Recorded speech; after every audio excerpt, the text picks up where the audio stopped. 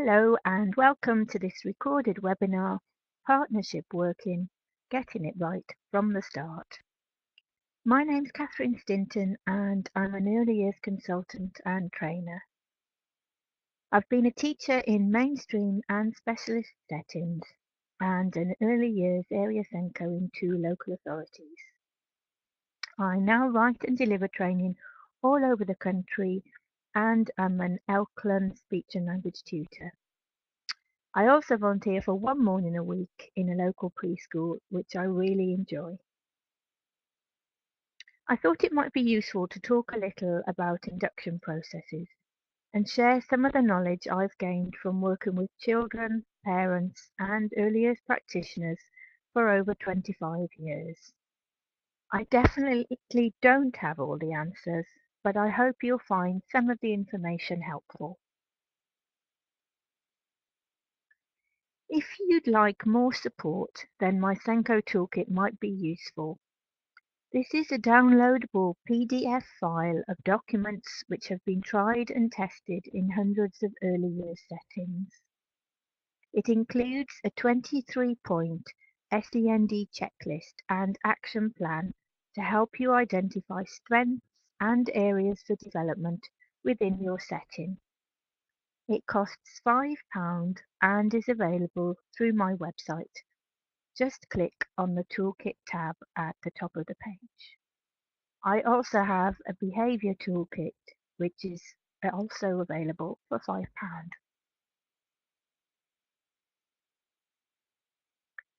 Every child who starts at our settings is unique, and so are their parents, and we should never underestimate how anxious they might be feeling when they walk through our doors. Parents will judge you and your setting from the moment they first make contact, either by phone, looking on your website, picking up a leaflet, or knocking on your door. How do you really know that they're made to feel welcome? I previously worked as an area Senko and have had some awful experiences with unwelcome receptionists at village halls, children's centres, schools, and I've had the phone answered to me by stressed or uninterested practitioners. This is where your partnership with parents begins. You need to get it right every time because this is the foundation upon which everything else is built. This statement from the EYFS statutory framework sounds so simple, but we all know how difficult it can be to meet the needs of every child. That's what makes working in the early years so exhausting. It also means we're never ever bored, and how many people are lucky enough to say that about their job? If we complete a thorough induction process for every child, we can begin to identify their individual needs, interests, and stage of development, and begin that all-important partnership working with parents. We need to get it right from the start. Think about who meets with new parents to gather information and start building those relationships and partnerships. When does the meeting take place? And most importantly, where does it take place? We can't expect parents to disclose personal information if they're talking to us in a room with other parents, practitioners, and children. Next, I'm going to look at some open-ended questions I found useful to ask all parents during the induction process. These can help us to find out about a child's individual needs. It's far easier to ask all parents the same questions at the beginning rather than asking extra questions when you've got concerns about a child's development, as this is when parental anxiety starts to increase.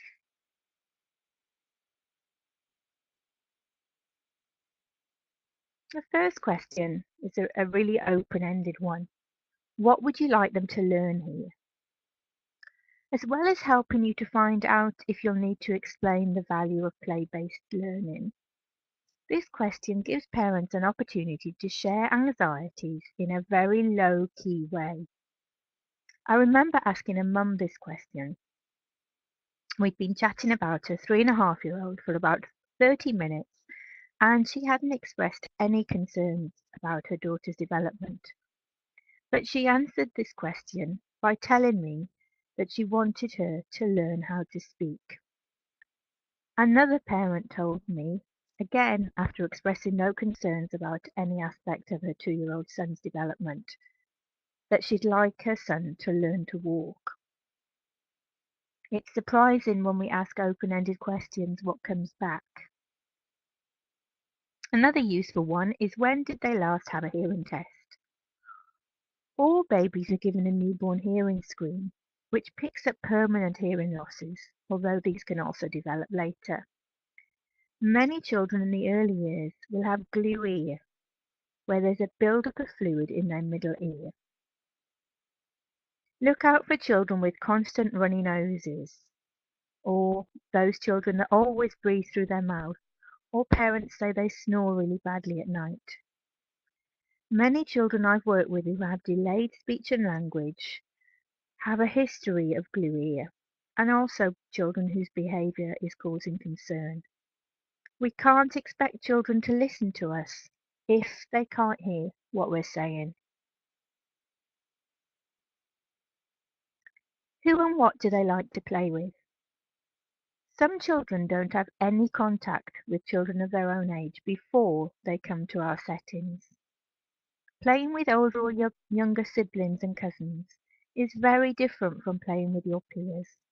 So it's not surprising that some children will need a great deal of support to share and take turns, even if they're of an age when we typically expect them to be able to do this. Many children I've worked with have had very little access to play-based resources at home and need to be shown how to use them. They've also had few opportunities to play outside, or might have spent lots of time in a pushchair, so their gross motor skills are delayed. This type of information can help to explain a child's delayed development and enable us to plan to meet their needs. Do you have any worries about their eating or sleeping? As well as giving you an opportunity to give advice and signpost parents to further information and support, knowledge about limited sleep can sometimes explain children's behaviour. I don't know about you, but if I don't get a decent amount of sleep for a few nights, I'm really irritable, and children can be the same. Lots of children can have quite restricted diets for a wide range of reasons. And I've worked with a number of 3 and 4-year-old children who have still been eating pureed food, and this had an impact on their speech because the muscles in their mouths weren't getting used properly. We need to reduce the stigma and guilt around food and offer support to parents in a non-judgmental way. What do they do if you ask them to stop doing something? This question gives you an opportunity to explain how your setting supports children's behaviour, about having realistic expectations, considering a child's developmental level, and modelling the behaviour you want to see. I've had a number of parents tell me that they never ask their child to stop doing something, which has helped me to put strategies in place to support the child before they start, and to make sure that all staff understand why the child is behaving in this way. Sorry. Have they been referred to any other professionals? It's best to give examples of professionals when you ask this question, and to explain why you need the information. You're not being nosy, you need to make sure that you're meeting their child's needs, and to do this, explain that you liaise with a range of different professionals and seek advice. If you tell all parents this at the beginning, it's not such a shock if you have to suggest a referral in the future. How do they let you know if they want something?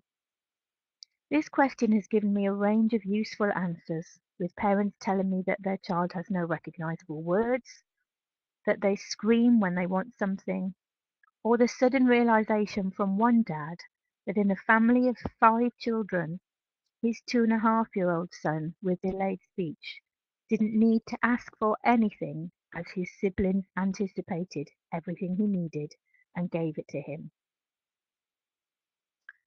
Can we look at their child health book, please? All parents are given one of these. They are often referred to as the Red Book and are A5 inside. They give information about the child's birth, if they were premature, information about hearing tests, developmental checks, and referrals to any professional. Obviously, parents don't have to bring in a book, but most are more than happy to do so. I hope those questions have been helpful and they've shown how the information you gather before a child starts at your setting is so important in helping you to identify and meet their needs.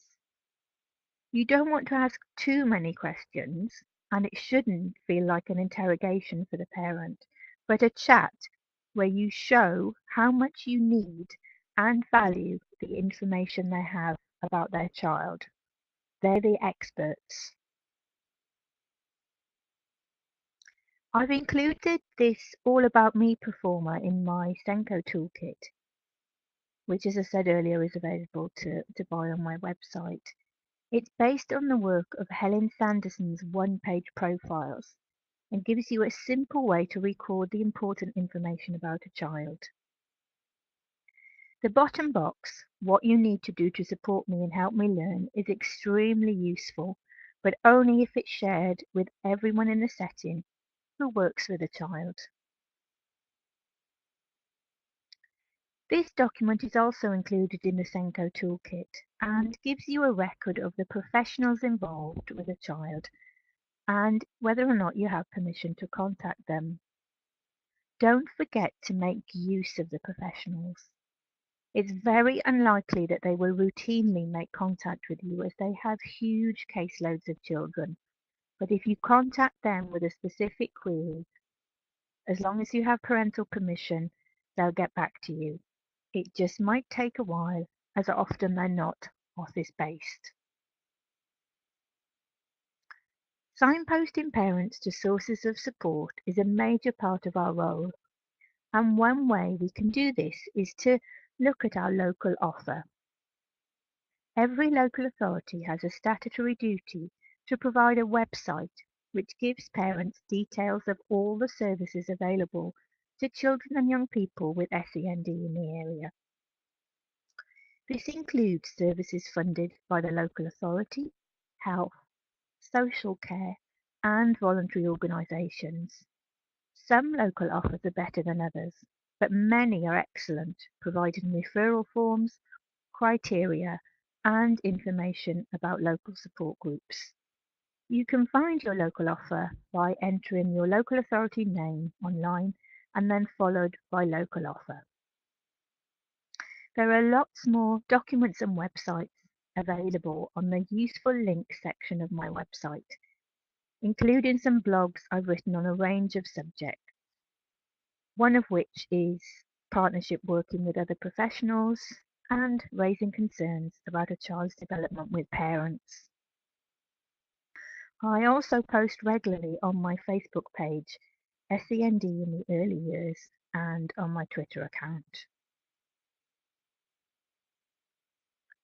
I hope you found this short webinar useful. I've recorded more webinars which are available from my website at £10 each.